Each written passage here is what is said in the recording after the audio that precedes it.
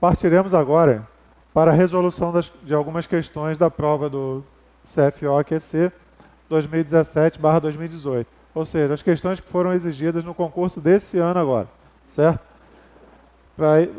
Para resolução, vocês vão perceber que nessas questões especificamente, em alguns casos, não necessariamente o candidato necessita ter o conhecimento aprofundado dos conceitos que são dispostos na questão. Muitas vezes, na parte de custos e gerencial, a questão é resolvida pela lógica matemática. Muitas vezes, as informações para desenvolvimento e resolução da questão está disposta no próprio enunciado da questão. Então, se o candidato deparou-se com uma questão cujo conceito não está muito bem consolidado, se ele tiver um pouco de paciência para tentar entender o que está sendo pedido, um pouco de calma para poder entender o que está sendo pedido pela banca, ele provavelmente conseguirá resolver e acertar a questão, ou pelo menos identificar uma das questões, uma das respostas apresentadas pela banca como certa. Vamos ver como que isso é demonstrado. Questão 51, de contabilidade de custos e contabilidade gerencial. Eu estou colocando aqui na parte, na identificação das questões, custos / gerencial e geral / análise de balanço. Por quê? Primeiro que custos e gerencial, em muitos momentos, eles se interagem, os conceitos se interagem. Para alguns conceitos de contabilidade gerencial, eu necessito de conceitos de contabilidade de custos. Então, no desenvolvimento das questões e até mesmo no desenvolvimento das aulas teóricas em si, eu não me preocuparei em distinguir, aqui nós estamos falando de contabilidade de custos, aqui nós estamos falando de contabilidade gerencial. Os assuntos eles vão sendo desenvolvidos de forma gradual, que aborde tanto a contabilidade de custos quanto a contabilidade gerencial, certo? Essa questão 51 é a questão que trata de custos complexivos. E aí vamos ver como que a banca exigiu essa questão de custos complexivos. Questão 51. De acordo com o enunciado, assinale a alternativa correta. No período T, os custos relativos a materiais, mão de obra direta e custos indiretos de fabricação montaram a R$ 12.000, R$ 22.000 e R$ 16.000, respectivamente. Os gastos com vendas elevaram-se a R$ 15.000 e os gastos administrativos, R$ 18.000. Os custos complexivos do período foram de... E aí vem as alternativas para serem marcadas. Bom, o que seriam custos complexivos? Essa é a primeira pergunta. E é a pergunta-chave da questão. Se eu não souber o que são custos complexivos, realmente, dificilmente, eu conseguirei acertar a questão. E no entendimento dos custos complexivos, ele pode até, para o candidato, gerar um pouco de dúvida, um pouco de confusão, com relação a terminologia que é utilizada pela contabilidade de custos. Porque eu tenho informações a respeito de custos, eu tenho informação a respeito de gastos relacionados a vendas e administrativos. Então, quando nós estudamos a terminologia de custos, nós identificamos lá as diferenças entre gastos, a diferença entre custos, despesas, desembolso, investimentos, perdas, certo? E aí nós conseguimos visualizar de forma bem clara o que são gastos, o que são custos e o que são despesas. Bom, se eu tenho dúvidas com relação ao conceito de custos complexivos, ou seja, o que são custos complexivos, não tenho uma noção bem consolidada com relação ao conceito de custos complexivos, para aquele que estudou a terminologia de custos, ele vai ficar com dúvida em relação a quê? Bom, ele fala em custos complexivos, mas aqui eu tenho gastos com vendas e gastos administrativos, que pela terminologia de custos dá a entender que não estão relacionados ao processo produtivo e com isso não seriam classificados como custos. Eu não vou considerar então esses valores aqui no meu cálculo dos meus custos complexivos. Então vamos, antes de de chegar realmente ao cálculo dos custos complexivos, entender as diferenças entre gastos, custos e despesas. A terminologia nos diz o quê? Que gasto seria o valor arcado pela entidade para obter um produto ou serviço representado por entrega ou promessa de entrega de ativos, normalmente em dinheiro. Ou seja, o gasto é um conceito geral para identificar a aquisição de um bem ou um serviço dentro de uma instituição, dentro de uma organização, certo? Para a obtenção, como falei, de um produto ou de um serviço. E o que viria a ser o custo?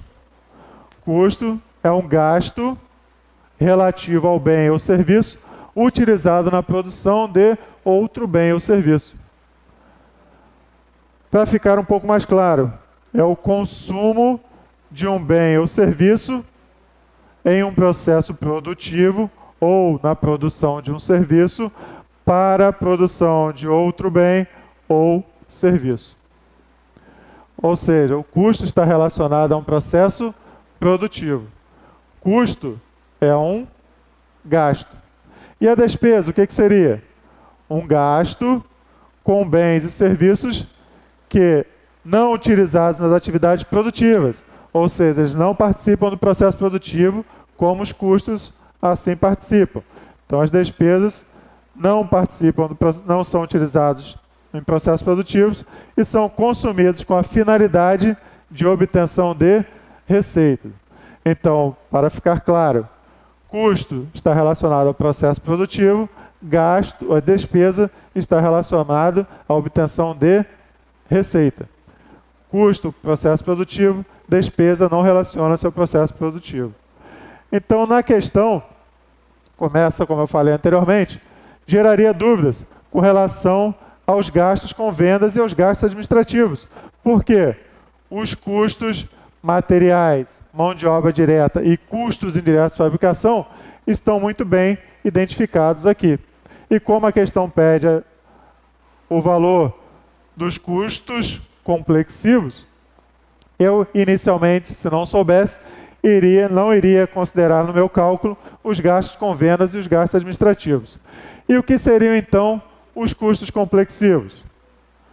Custos complexivos são os custos industriais ou custos da produção do período, somados aos gastos com venda mais os gastos administrativos. Ou seja, são todos os gastos que eu tive no meu processo produtivo e, além do meu processo produtivo, com a obtenção da minha receita, sem com isso considerar a minha margem de lucro, certo? Então, somente os gastos relativos aos custos e aqueles relativos a vendas e administrativos. Mas, professor Márcio, então o que seriam esses custos do processo da produção do período? Bom, os custos da produção do período, ou o custo de produção, ou ainda vocês encontram a nomenclatura de custos de fabricação ou do período, ou o custo fabril, são o quê? O somatório da matéria-prima ou dos materiais diretos com a mão de obra direta e os custos indiretos de fabricação, certo? E que matéria-prima seria essa, professor Márcio? A matéria-prima relativa à compra? São as compras de matéria-prima? Não, não são as compras de matéria-prima, certo?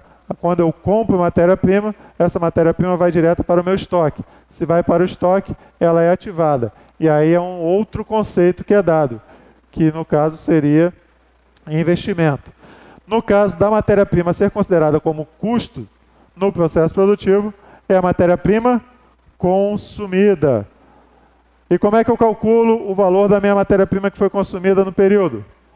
Eu vou pegar o estoque inicial de matéria-prima, mais as compras que ocorreram no período que eu estou analisando, menos o estoque final da matéria-prima daquele período que está sendo analisado. Aí eu consigo visualizar o valor da minha matéria-prima consumida no período e consigo identificar o custo da matéria-prima consumida. Então, para eu calcular os meus custos complexivos, eu tenho que considerar o meu custo de produção do período, ou seja, matéria-prima consumida, mais mão de obra direta, mais custos indiretos de fabricação, ou gastos gerais de fabricação, também é identificado, mais os gastos com vendas e administrativos.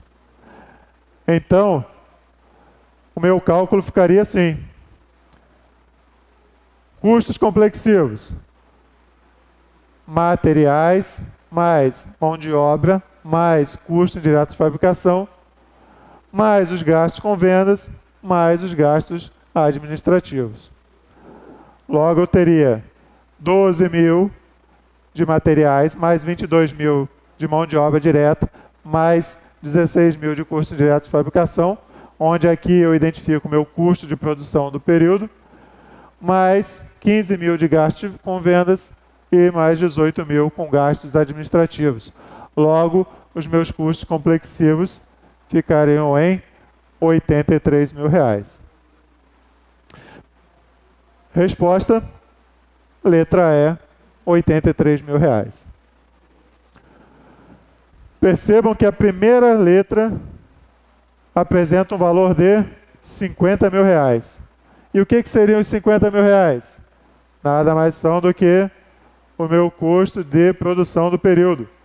Então, aquele candidato que lá no início da questão ficou com dúvida com relação ao conceito de custos complexivos e que pensou de maneira correta, já onde os custos são apenas aqueles relativos aos materiais, mão de obra direta e os custos indiretos de fabricação, que pela terminologia adotada na contabilidade de custos, de um modo geral, eu não considero como custos os gastos com vendas e os gastos administrativos, ele iria talvez marcar a questão na letra A, R$ 50 mil, já que o valor dos custos montam R$ 50 mil. Mas para o caso específico de custos complexivos, nós temos que levar em consideração que, nesse caso de custos complexivos, eu considero também os gastos com vendas e os gastos administrativos. Ou seja, aqueles gastos que não são identificados especificamente como custo na terminologia adotada pela contabilidade de custos. Ok? Viram que não é uma questão difícil, é uma questão de fato conceitual, onde esse conceito de custos complexivos tem que estar realmente fundamentado, tem que estar consolidado, mas que é uma questão que não traz muita dificuldade, até mesmo para o cálculo dela. Próxima questão. Ainda em contabilidade de custos gerencial, a questão 57, onde ela traz uma referência ali com o assunto de relação custo, volume e lucro. Vamos verificar como que a banca exigiu do candidato essa questão número 57. A questão 57, então, fala o seguinte: o senhor João Bezerra é um empreendedor, está desejoso de abrir um negócio que lhe assegure margem de lucro sobre as vendas de 25% e, ao mesmo tempo, um retorno de 40% do capital investido, que é de R$ 500 mil. Suas vendas deverão montar a 800, 600, 900, 850 ou 940 mil. Bom, primeiramente, o que deveria ser a relação custo, volume e lucro? Custo, volume e lucro nada mais é do que a análise das relações, onde o deseja projetar o lucro seria obtido a diversos níveis possíveis de produção e vendas. Então, eu verifico qual é o lucro que eu desejo, de acordo com o volume de vendas estimado para um determinado período. E ali eu relaciono tanto a questão dos custos envolvidos na minha produção com a questão do volume de vendas e automaticamente do lucro que vai ser oferido pelos empreendedores, pelos investidores e acionistas, certo? Então, no caso da resolução dessa questão, nós temos o quê? O senhor João Bezerra, como eu falei, ele está querendo que o empreendimento dele e dê um lucro de 25% sobre as vendas. Então, o lucro que o seu João Bezerra está desejando corresponde a 25% da receita, ok? Vendas está relacionado à receita, a faturamento. Então, o lucro vai corresponder a 1/4 das vendas do período que ele incorrer. E, ao mesmo tempo, ele deseja também um retorno de 40% do capital investido, que no caso é de R$500 mil. Bom, ele está me dizendo que o capital investido do seu João Bezerra é de 500 mil. Então, meu capital investido é igual a R$500 mil. E que o retorno sobre esse capital será de 40%. Logo, 40% do capital investido.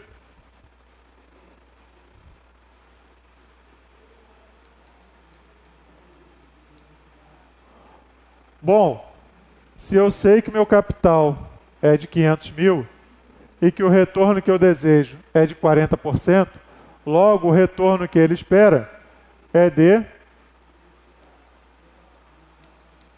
40% vezes 500 mil, que é igual a R$200 mil. Bom, se o retorno, voltando à questão então, o senhor João Bezerra, ele está desejando abrir um negócio que lhe assegure margem de lucro de 25% das vendas e, ao mesmo tempo, um retorno de 40% do capital investido. Ou seja, o lucro que ele está querendo é igual ao retorno sobre o capital investido. Então, se eu tenho que o meu lucro é igual ao meu retorno, eu posso dizer o quê? Que 25% da minha receita vai ser igual a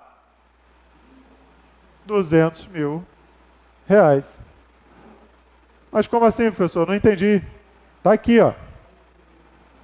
Desejoso de abrir um negócio que lhe assegure margem de lucro sobre as vendas de 25%, ao mesmo tempo, ou seja, igual a um retorno de 40% do capital investido, que é de R$500 mil. Bom, se nós conseguirmos identificar aqui o capital investido, que é de 500, e que 40% corresponde a 200 mil, e se o lucro vai ser igual ao retorno, eu tenho que, que o lucro é igual a 25% da receita e que é igual a 200 mil. 25% da receita corresponde a 0,25, ou seja, 25 dividido por 100, REC é igual a 200 mil. Logo, a minha receita, ou o meu volume de vendas, vai ser igual a 200 mil divididos por 0,25. A minha receita, portanto, será igual a R$800 mil. Percebam, como eu falei no início, que a questão não necessariamente depende de um conhecimento de conceito de custos ou de gerencial, certo? Ou de contabilidade mais aprofundado. O que está exigindo aqui é mais um entendimento da questão e identificar que o retorno que ele quer, ou seja, o lucro que ele está querendo sobre o capital investido é de 40%. E que já, uma vez que ele identificou o valor desse capital investido, basta apenas eu calcular 40% de 500 mil e igualá-lo ao meu lucro sobre as vendas, que seria de 25%. Então aqui não é exigido, como eu falei, um conceito aprofundado de custos ou de contabilidade geral. Basta entender a questão e refazer uma resolução matemática e simples. Então a resposta para a questão 57 é a letra A. A questão 60, também de custos / gerencial, também retrata a parte de relação custo, volume e lucro, mas especificamente fala sobre ponto de equilíbrio, e nesse caso aqui o ponto de equilíbrio contábil. Vamos primeiro identificar a questão e depois traçarmos alguns conceitos e partirmos para a resolução. Questão 60. De acordo com o enunciado, assinale a alternativa correta. Os custos variáveis unitários do produto LAD elevaram-se de R$ 80,00 para o período T, no período T, para R$ 96,00 no período T mais 1. O preço de venda unitário variou no mesmo período de R$ 100,00 para R$ 120,00. Sabendo-se que os custos e despesas fixos de R$ 240 mil mantiveram-se constantes, o ponto de equilíbrio variou de... A questão, então, ela é específica, onde trata de ponto de equilíbrio, certo? E ela traz alguns dados que são de suma importância para a resolução da questão, mas se nesse caso aqui realmente eu não tiver o conhecimento do conceito de ponto de equilíbrio, dificilmente conseguirei desenvolver a questão. Vamos lá. O que seria o ponto de equilíbrio? O que vem a ser esse chamado ponto de equilíbrio? O que a banca está querendo saber com relação a esses dados apresentados com relação a essa questão? Bom, quando nós falamos em ponto de equilíbrio, a palavra equilíbrio lembra o quê? Uma balança, uma gangorra, algo que esteja, de uma certa forma, estável, equilibrado, está estável. Não tende nem para um lado, nem para o outro, certo? Os dois estão nivelados.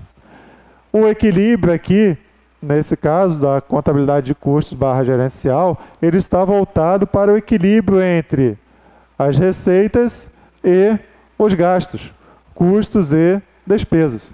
Então, o ponto de equilíbrio vai ser o ponto em que a quantidade de produtos que serão vendidos deve corresponder a uma quantidade que seja suficiente para equilibrar as minhas receitas e os meus custos e despesas. Ou seja, vai ser uma quantidade suficiente para que o meu lucro seja zero. Nesse caso, as minhas receitas vão ser suficientes apenas para cobrir os meus custos e as minhas despesas. Para que eu preciso saber meu ponto de equilíbrio?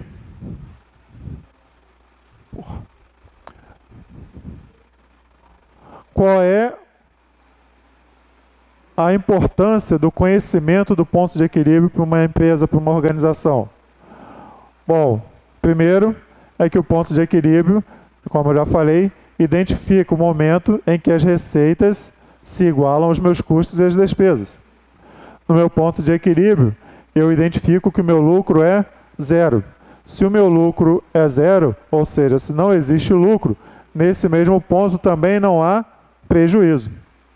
Então, é o ponto onde eu devo vender os meus produtos, pelo menos para cobrir todos os meus gastos. Então, eu necessito ter conhecimento do meu ponto de equilíbrio para saber se eu tenho condições de vender a quantidade de mercadorias X para que as receitas geradas com aquelas vendas sejam suficientes para cobrir pelo menos os meus custos e as minhas despesas. A partir daquele ponto, eu consigo identificar as mercadorias vendidas que representarão o meu resultado positivo ou o meu lucro. Então, uma outra forma de trabalhar com pontos de equilíbrio é saber se, uma vez identificada a quantidade que eu necessito vender para suprir os meus custos e despesas, eu posso indagar a seguinte questão: eu tenho condições de vender mais além do meu ponto de equilíbrio? O mercado aceita o volume de venda superior ao meu ponto de equilíbrio, de maneira que gere um resultado positivo, ou seja, de maneira que gere um lucro que atenda às necessidades dos meus sócios, dos meus acionistas, certo? Então, o ponto de equilíbrio, ele pode trazer informações tanto com relação à cobertura dos meus gastos, tanto com a cobertura dos meus gastos fixos, dos meus gastos variáveis. Ele traz informações com relação ao nível de vendas, que a partir dali eu necessito para poder gerar um determinado lucro, um determinado resultado. Ele consegue identificar para mim se eu tenho condições e se eu tenho capacidade de produção, por exemplo, de atingir o meu ponto de equilíbrio, pelo menos, que pelo ponto de equilíbrio eu posso identificar se a minha linha de produção, se ela é suficiente para, dentro do período analisado, produzir pelo menos a quantidade que seja suficiente para cobrir os meus gastos fixos e variáveis, certo? Então, pela análise da relação custo-volume-lucro, e no caso específico do ponto de equilíbrio, que ele tem também o título em inglês do Break-Even Point, é onde eu vou identificar o nível, como eu falei, de venda, que não há nem lucro nem prejuízo. Então eu consigo identificar fazer algumas indagações com relação à minha produção e com relação à minha venda, de maneira que não venha trazer prejuízo, ou até mesmo de maneira que venha a dar continuidade ou não a determinado produto, lançar um determinado produto no mercado ou não, certo? E como é que eu calculo o ponto de equilíbrio? Pela fórmula, eu vou calcular o ponto de equilíbrio utilizando o quê? Identificando os meus custos e despesas fixas, identificando a minha margem de contribuição unitária. A fórmula do ponto de equilíbrio nada mais é do que a divisão dos custos e despesas fixas pela margem de contribuição unitária. Mas, professor Márcio, o que seria a margem de contribuição unitária? O que vem a ser a margem de contribuição? Margem de contribuição nada mais é do que o valor da diferença entre as receitas pelos custos variáveis, ou seja, meu preço de venda pelo meu custo variável unitário, que vai ser suficiente para cobrir os meus gastos fixos, gerando lucro ou não. Então, a margem de contribuição unitária é o valor oriundo da diferença entre as vendas e todos os gastos variáveis, sendo utilizado na cobertura dos custos fixos para proporcionar lucro. Então, com a minha margem de contribuição, eu vou identificar se ela é suficiente para cobrir os meus gastos fixos, gerando lucro ou prejuízo. Uma vez que a minha margem de contribuição ela se iguala aos meus gastos fixos, eu tenho o meu ponto de equilíbrio também, já que a margem de contribuição menos os meus gastos fixos, eu vou ter um lucro igual a zero. E como que eu calculo a margem de contribuição unitária? Preço de venda unitário menos o somatório dos custos variáveis unitários mais as despesas variáveis unitárias. Bom, tendo a ideia do conceito geral do ponto de equilíbrio, podemos identificar os dados da questão e calcular com isso, resolver a questão de ponto de equilíbrio. Os custos unitários, vamos primeiro identificar os dados da questão. Os custos variáveis unitários do produto elevaram-se de R$ 80 no período T para R$ 96 no período T1. Então eu tenho aqui período T e o período T1. Ele fala que os meus custos variáveis unitários, então custos variáveis unitários elevaram-se do período T de R$ 80 para R$ 96 no período T1. Deixa eu reorganizar aqui. Então, eu tenho lá custos variáveis unitários no período T, de 80 para 96. O preço de venda unitário variou no mesmo período de R$ 100. Preço de venda unitário variou de R$ 100 para R$ 120 no período T1. E os custos e despesas fixas mantiveram-se em R$ 240 mil no período analisado, ou seja, de T para T1.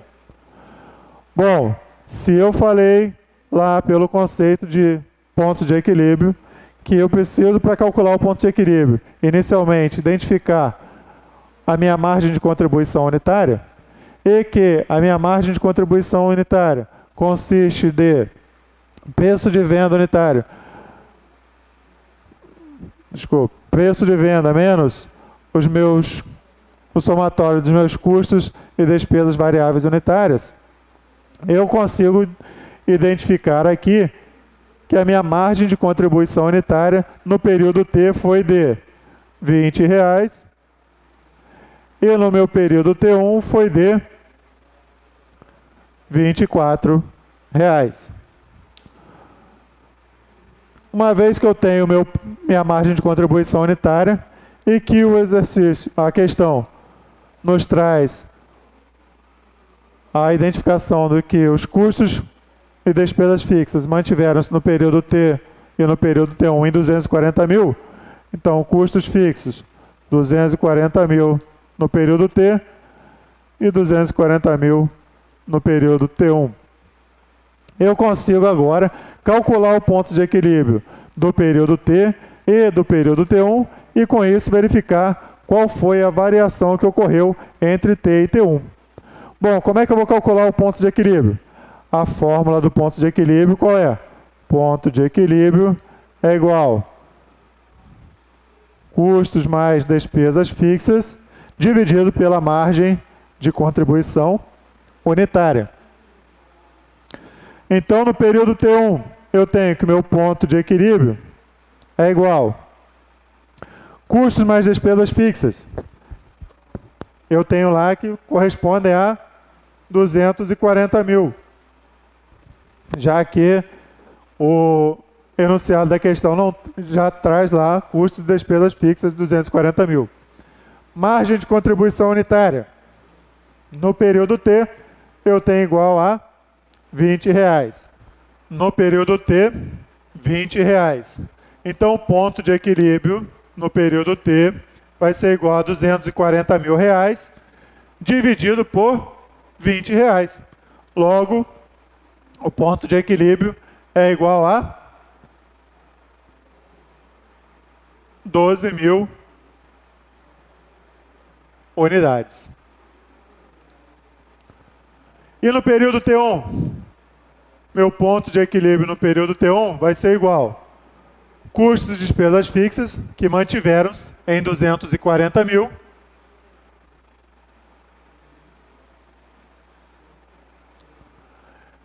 e minha margem de contribuição unitária, que agora elevou-se para 24 mil. Logo, o meu ponto de equilíbrio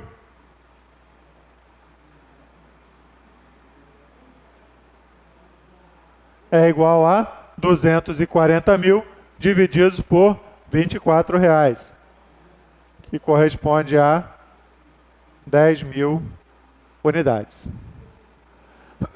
Então, voltando à questão, sabendo-se que os custos e despesas fixas de 240 mil mantiveram-se constantes, o ponto de equilíbrio variou de R$ 12 mil para R$ 10 mil. De 12 para 10 mil reais, essa foi a variação então que ocorreu no ponto de equilíbrio em unidades Logo, a resposta correta para a questão número 60 seria a letra E. Percebam que é uma questão fácil, que costuma cair, que caiu já em provas anteriores, certo? Um assunto simples de ser cobrado, de ser estudado e de ser resolvido na prova. É uma questão que não toma muito tempo do aluno, mas que necessita, nesse caso aqui, do conhecimento do conceito de pontos de equilíbrio e também da margem de contribuição unitária, certo? Calculando a margem de contribuição unitária, ou no caso, ponto de equilíbrio no tempo t, e calculando da mesma forma o ponto de equilíbrio no tempo t1, rapidamente a gente consegue identificar e localizar a resposta certa a ser marcada.